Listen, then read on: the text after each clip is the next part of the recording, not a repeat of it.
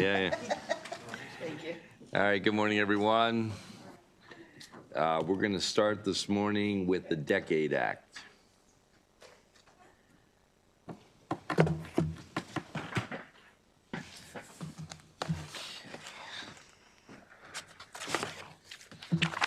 All right, Senate Bill 388, Decade Act. You should have a reprint in front of you. I'm going to walk through what the bill did as drafted and then go bit by bit through the amendments. So just to summarize the bill as drafted, this is an administration bill that alters various economic development programs and tax credits. The bill renames the Economic Development Opportunities Program account, aka the Sunny Day Fund, to now be the Strategic Closing Fund, relocates the fund to the Department of Commerce, and makes various alterations to the fund. The bill also alters various provisions relating to the Maryland Economic Development Assistance Authority and Fund, establishes the Maryland Small Business Development Financing Fund within Commerce, extends the Job Creation Tax Credit Program by 5 years to January 2032, transfers the RISE Zone program and Build Our Future grant program from Commerce to Medco, also makes various alterations to those programs, requires SSTAT to waive the filing fee for a business entity that is in an eligible technology sector and located within a RISE Zone, reallocates video lottery terminal revenue so that 1.5% of the revenues are equally distributed between SMWOBA and MISBIDFA, extends the R&D tax credit program for tax years 26 through 30, alters the Biotech Investment Incentive Tax Credit, or BITC, alters the Film Production Activity Tax Credit, extends the Employer Security Clearance Cost Tax Credit by 5 years through tax year 2032. Permanent member now? And alters property tax credits for enterprise zones, including expanding eligibility and clarifying that certain businesses may concurrently claim RISE zones and enterprise zone property tax credits. So that's the bill as drafted. In the amendments, starting on page 9, in current law, LPC has 60 days to review and comment on this is related to the Sunny Day Fund. In the bill, that was changed to 21 days. That 21 days is struck out and restored to the 60 days.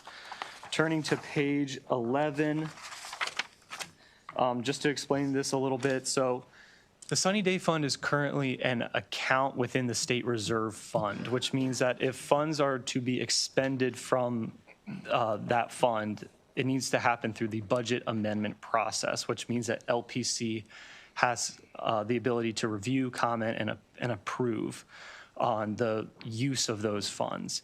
So with the Sunny Day Fund, or now the Strategic Closing Fund, being moved to Commerce, there is no longer that budget amendment requirement.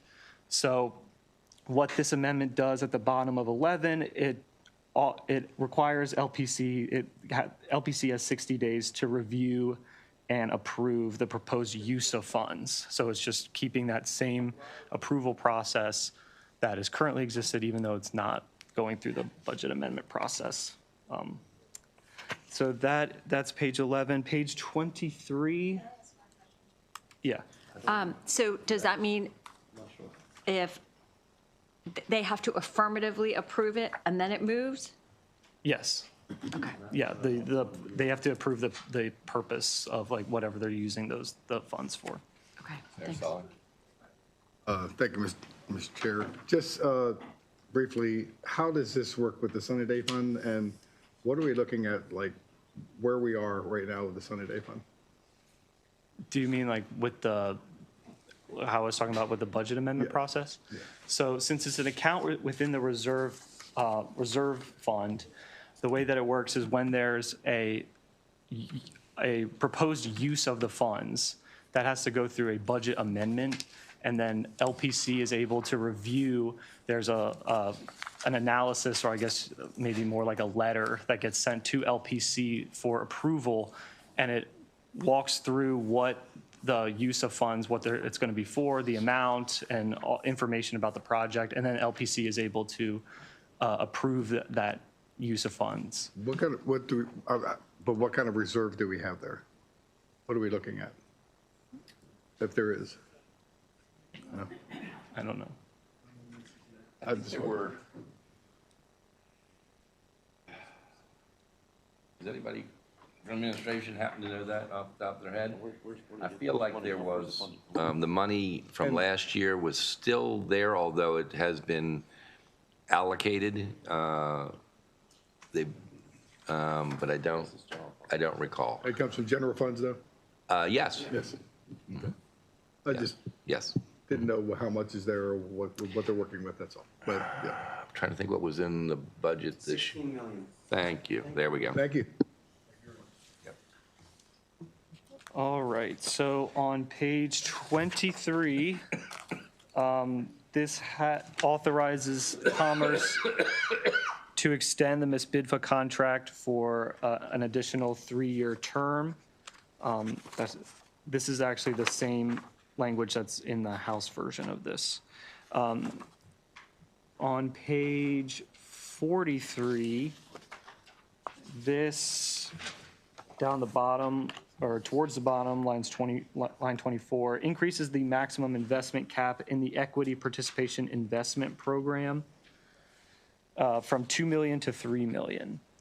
On page 51, this makes some changes to SMWOBA.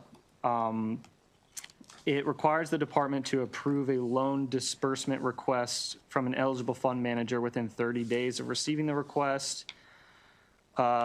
Requires the department to consider performance metrics, including fund manager activity, when determining the amount to award to an eligible fund manager.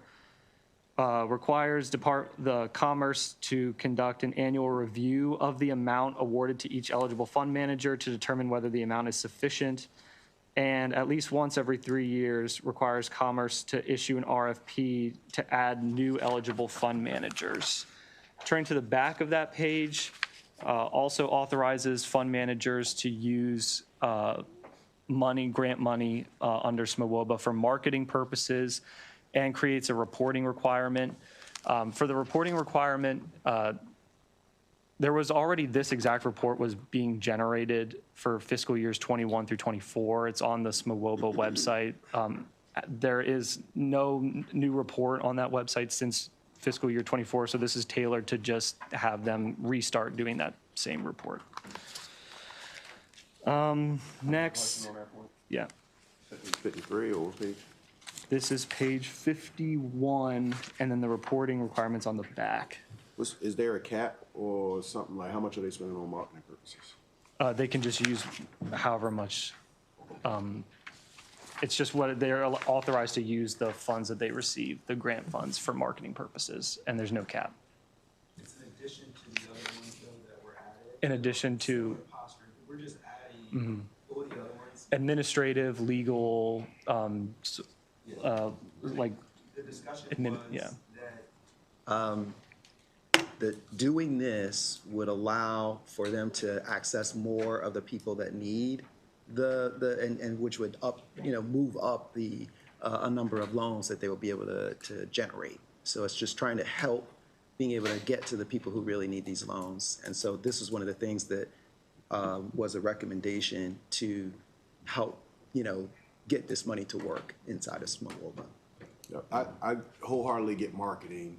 The challenge that I have is that I don't want someone ever to be spending 50% of the return on investment on marketing. Typically maybe 3%, 5%. There should be some level of understanding of what is typical on spending on marketing is what I would say, to make sure that folks don't abuse it.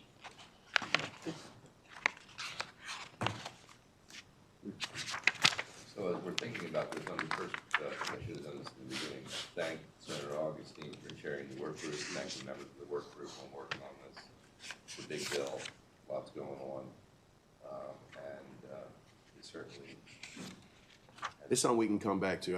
I had it at the top of my mind when I heard him say marketing and being an addition to it. Yeah. So there's no, as you say, there's really no limit to whatever, is the fund, I'm sorry, is the fund for marketing separate or not?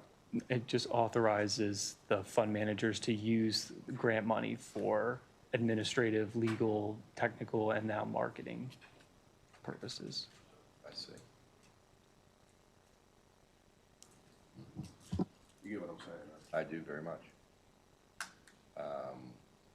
We'll look into the limitations that are on. All of these categories as it relates to it, just to see, I'm understanding what you're saying. Yeah, we'll dig into that, for sure. Okay. Yeah, it's a good one. Am I okay to keep going? Yes, please.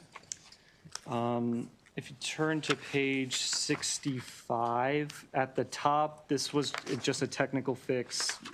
Strategic closing fund should not be included in the state reserve, as I mentioned before. Going a few lines down, as I mentioned when I summarized the bill is drafted for 1.5% of VLT revenues were to be equally split between SMWOBA and MISBIDFA. So what this amendment does is it strikes out the equal split, maintains the status quo that 1.5% of the VLT revenues go to SMWOBA. And then down at the bottom, this is making a change to the tech tax. I don't know if you want to mention something. Yeah, this is in keeping what we. Discussing in here about the fix on the affiliates, and we just feel like that is in keeping with the growing our economy, making sure that we're not double hitting these folks, and so we thought this was a good place to put it. So then, next page, 66, this is just technical, correcting some statutory cross-references. And then pages 67 through 70 strike the BITC provisions out of the bill. This committee and the full Senate voted out Senate Bill 247, which converts BITC to a grant program. So those provisions of that bill and the provisions of this bill were in conflict with each other. So that is the bill with the amendments. Okay, questions from the members? I think what we'll do, I do want to get this passed and moving. I think we'll, as Senator Augustine reviews those component parts and how the spending is on those, we'll be open to a possible amendment that a committee amendment we'll bring on the floor if we need it. Mr. Chair, including The fact that there's a second on this for finance, so there's a moment, Right, we need to get moving. we need to, yeah. Yep. But we'll address it, but it does have to go to another committee as well. Yep. Okay, any questions on any of the amendments, the bill itself? Anything? I think the subcommittee, the work group's done a great job. I just want to make sure you feel comfortable where we landed at. Oh, yeah. Yeah, we put in a lot. I just want to say thank you to Matt. Real patient with these back and forth. We also work closely with the administration on, trying to get to something that I think really is a good product, helping to move us forward here, for sure. Okay. All right, with that, I'm going to ask that we move the bill as presented with the amendments. All those in favor? Aye. Opposed? Thank you all very much. Okay.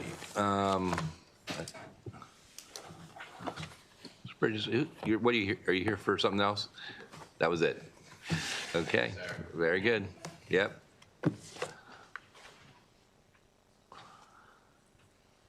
And of course, Senator Augustine will be taking that.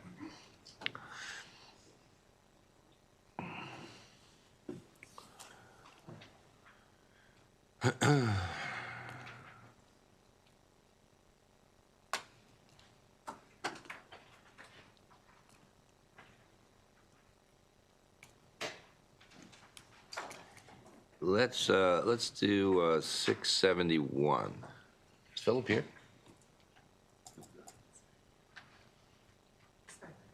Oh, there he is.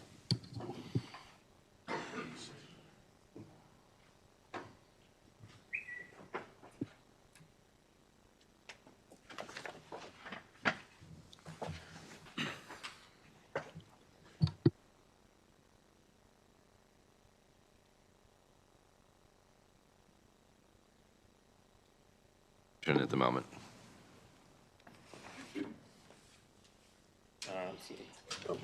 Thanks. 671 was a bill, it was addressing the prompt payment issue related to procurement. As introduced, it was doing a number of things, including making some changes to interest rate accruals, some of the timelines, expanding some applicability to local and I think even potentially private entities. One piece that I've had some discussions and it seems to be some consensus and comfort in is there was a provision in the bill about prohibiting the waiving of interest to a contractor when it's due. So in any event that interest is due, apparently what happens is some contractors will waive that interest, and some concerns raised about whether that is creating inequity or opportunity for strategic use of that ability when it's actually due. There's also some changes in the bill that are kind of going back on some changes that you just made last year in the Procurement Reform Act related to the timelines for interest payments and how far back they can reach.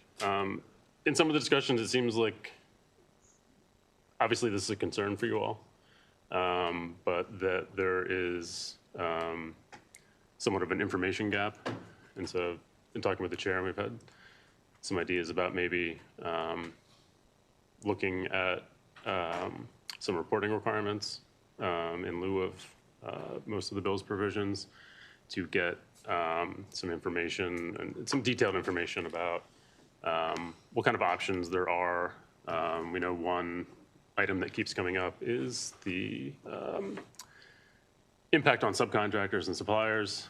And a lot of that has to do with the financial information system, but that is something that is being worked on right now. And while the timeline is a little bit far out, this is probably a prudent opportunity and time to flag some things to identify for building into that.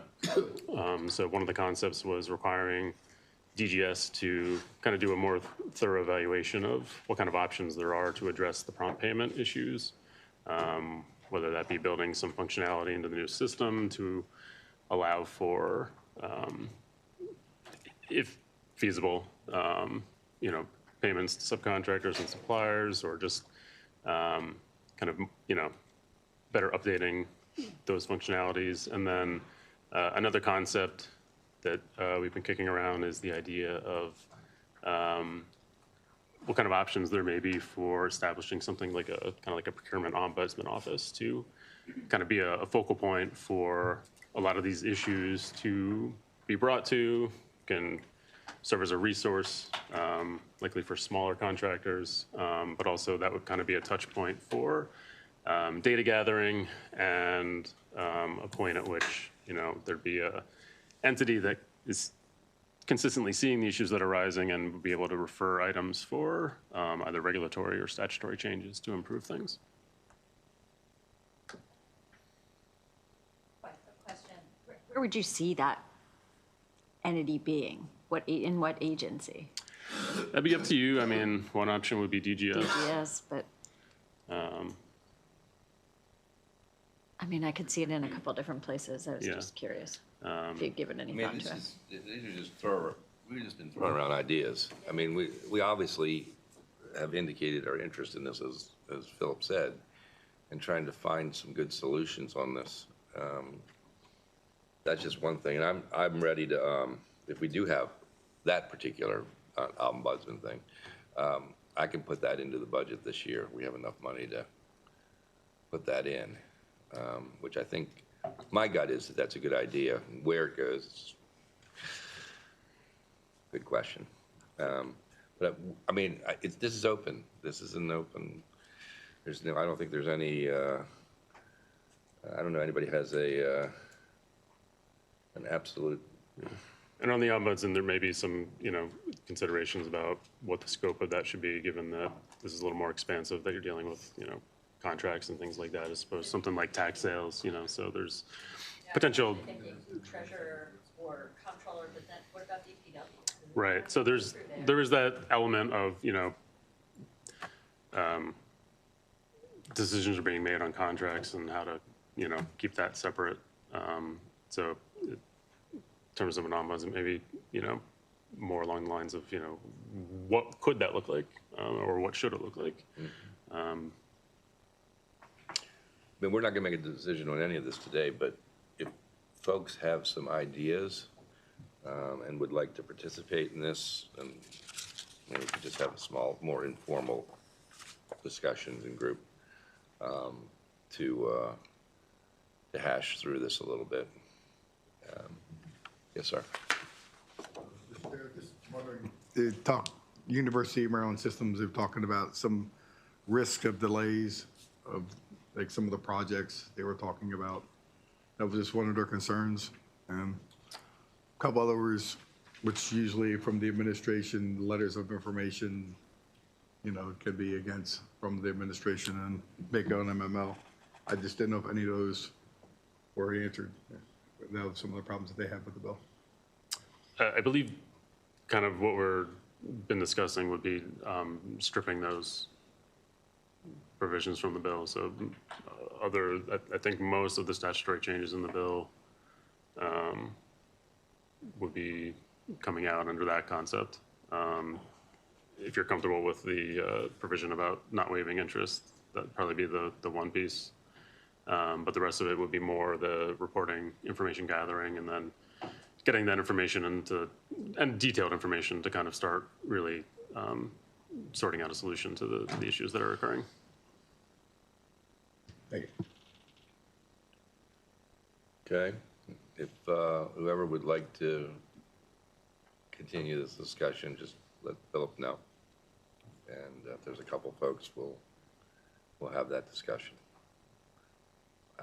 Okay. Let's go to 213. Okay. Senate Bill 213, the House has already moved this, so I think on your desks you have the House bill, and that would kind of be the set of amendments we would be looking at. So the amendments to the House, this was a bill that you saw last year. It wasn't cross-filed. It kind of came over late, and there were some concerns about some of the provisions. The amendments are addressing those concerns. So the first item that the bill would be doing would be implementing some new requirements on the ability of unsuccessful offers to be able to get debriefings from the procurement officers. And one of the amendments the House made would clarify that the Office of State Procurement, in establishing guidelines for debriefings, that would also include establishing a deadline for an unsuccessful offer to submit a request for debriefing. The provisions in the bill do include a clause that says a debriefing shall be provided before the recommended contract is presented to approval for BPW. So there's some concern, and you may still want to look at this provision, see if you want to make any further changes, but the concern was requiring the debriefing process and what kind of potential impact that could have on contracts moving forward, getting to BPW, getting approved and moving along. The next change in the bill is just a clarifying change that providing information that does not provide an unfair competitive advantage for any bidder or offer is not considered part of the RFP process. The discussion was this is intended to allow a little bit broader outreach to either encourage contractors to bid or to kind of inform them of what opportunities are out there, all while trying to maintain that dividing line in the RFP process. The next change was probably the main point of concern in the prior legislation. As introduced, the bills required contract modification when the cost increases to a contractor due to changes in law. The amendments the House did alter that to require a clause that would authorize a contractor to request a contract modification to provide an equitable adjustment for increasing costs due to changes in state law that are applied by the procurement unit. The concern last year was that changes in law could be fairly broad. That could apply to arguably any kind of legislation you pass, including at the federal level. And so this makes it clear that it's consent requests for contract modifications, that process is something that needs to be considered, including, and the narrowing that it's state law and that it's state law that is impacting the contract and being applied to the contract.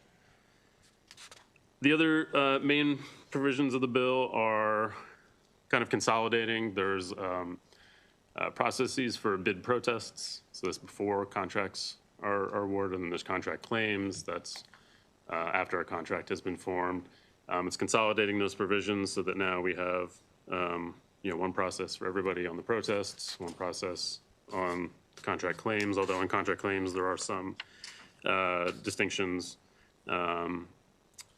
for some timelines on construction. There is one piece I think is still kind of being worked on. I had some discussions this morning. Just need to verify everyone's comfort level, but existing law provides when a contract claim is made that it has to be made within 30 days of being aware of an issue. That's being extended in the bill to, I'm sorry, that's not being extended, that's being kept. So the idea being an issue arises, we need to notify the governmental unit timely so that things don't drag out.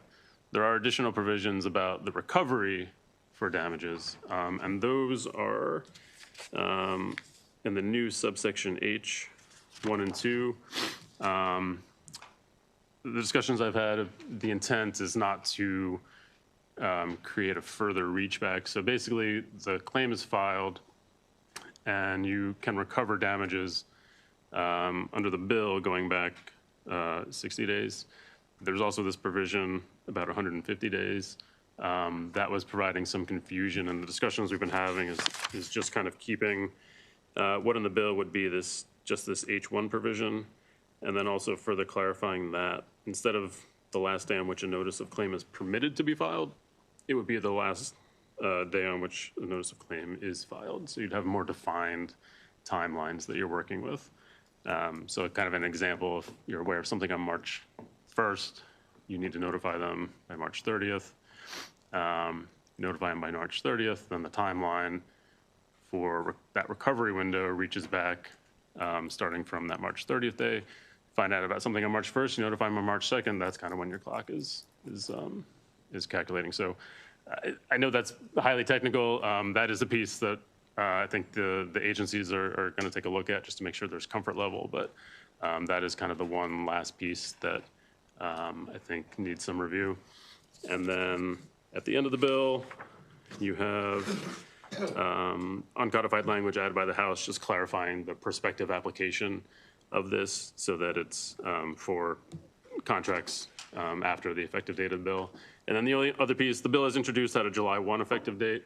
I've had some discussion that there may be more comfort level with moving that back to the typical October 1 date, just to give the agencies more time and to avoid an unintended consequence of having to rush to redo anything that's currently in process.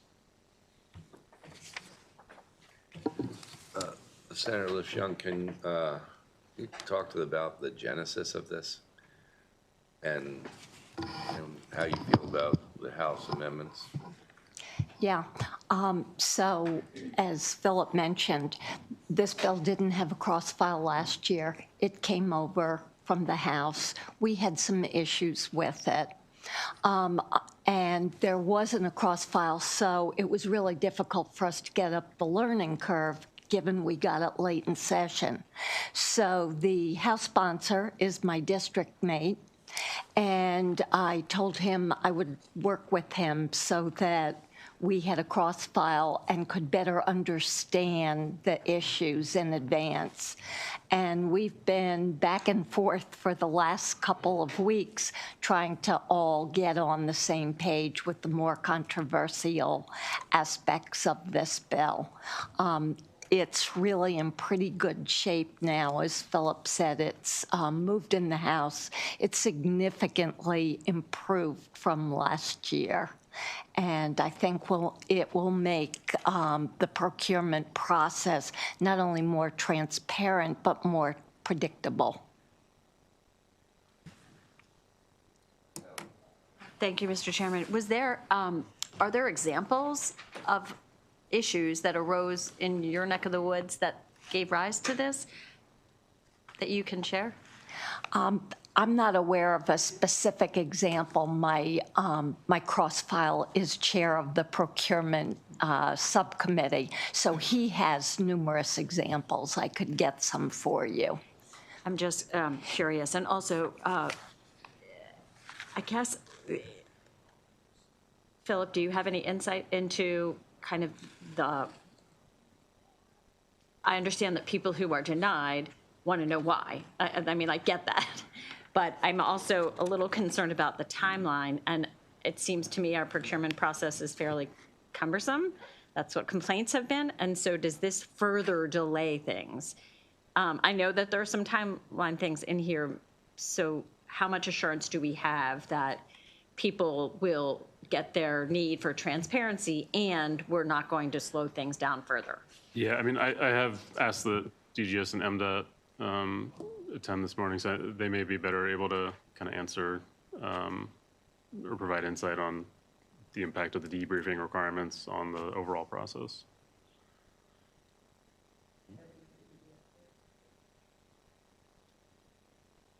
You want to take a swing at that? Yes, Senator. Thank you, Mr. Chair. I agree, but we actually had another bill that Senator Charles, I think, brought that dealt with the issue of state versus out-of-state contractors, and there were some parts of that bill that I thought had a lot of credence, and I didn't know, as we discussed that, if this wouldn't potentially be a vehicle to, if we're going to do it, you know, change it, that might be an issue, but just thought I would bring that up. Okay. Good point.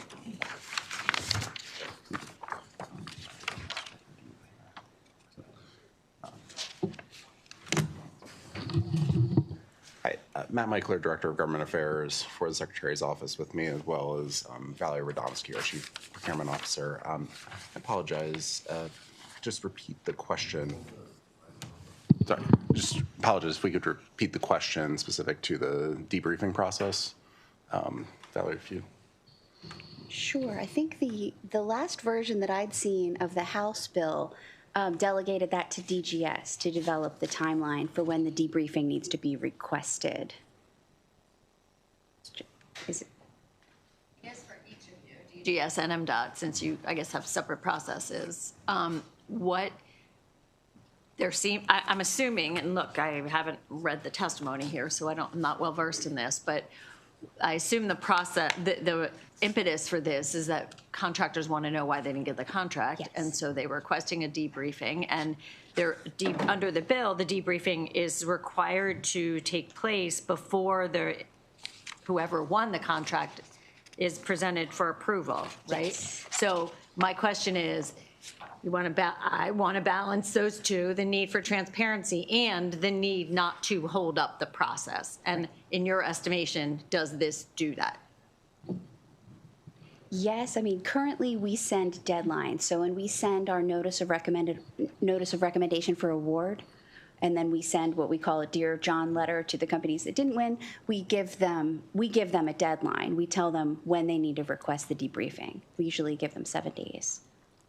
And then they request the debriefing, and then we have it. And then we have to allow time for a protest to be received before we can seek award from the final award authority, whether that's the Board of Public Works or within the agency. So that's already existing practice. So this is not going to change that substantially. It is. So we were just concerned that the way it was originally written many amendments ago, that it could allow more time, and that vendors who were not recommended for award could challenge, we could be at a Board of Public Works meeting and they could request a debriefing, and it would be too late or it would cause delays in the award process. Got it. And is that your understanding, DGS? Also? Yes, it is. Okay, great. Yes. Helpful. Thank you. Okay. I feel like we need a little more time on this one, just because I want to make sure everybody's completely up to speed. These are complicated issues.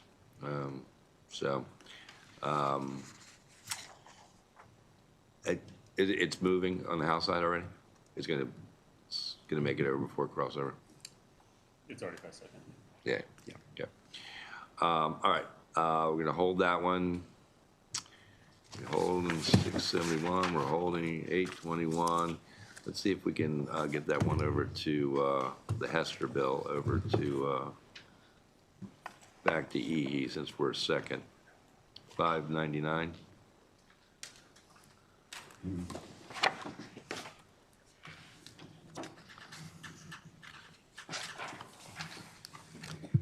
Senate Bill 599, primary is triple E.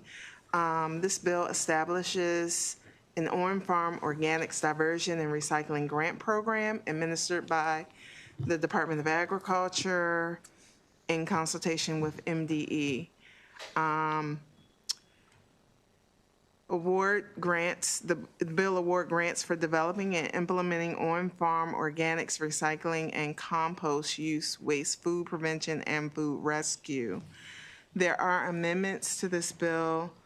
You should have the amendments at your desk. The amendments strike provisions establishing the wasted food reduction and diversion grant program, requires the governor to provide $250,000 for the program, and the amendments reduce the fiscal impact substantially from $3.3 million in FY29 and beyond to $250,000 in FY28 and $375,000 beyond.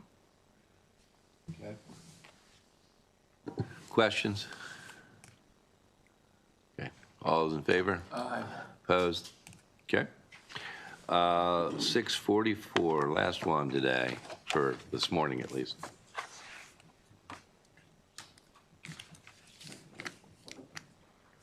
In the 2025 BRFA, the sales and use tax was expanded to cover certain digital and IT taxes, and the BRFA included a multiple points of use certificates program to address concerns of companies that had locations located both in and outside of Maryland.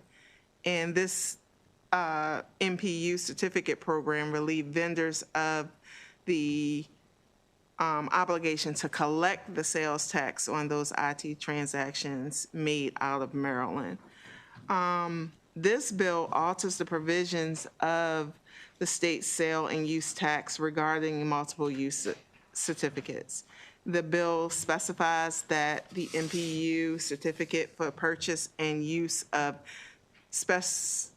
digital codes, digital products, and taxable data and information technology services must be deemed fully completed if the certificate contains identifying information about the buyer. Under the bill, a buyer is not required to obtain prior approval from the comptroller in order to present a certificate to a vendor. This bill has amendments that the comptroller's office worked out in both houses. The amendments are intended to streamline the MPU process. The amendments require the buyer to generate the MPU using an online application. The buyer using the MPU certificate must present the certificate to the vendor, and the vendor is to verify the authenticity of that MPU certificate in the manner prescribed by the comptroller. Those are the amendments to the bill.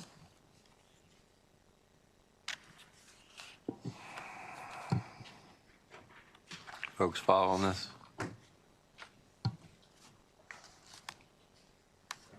Not particularly. Thank you for your honesty, Senator. Yeah, I want to talk to the comptroller about this myself, so we're going to hold that. Okey dokey. 821.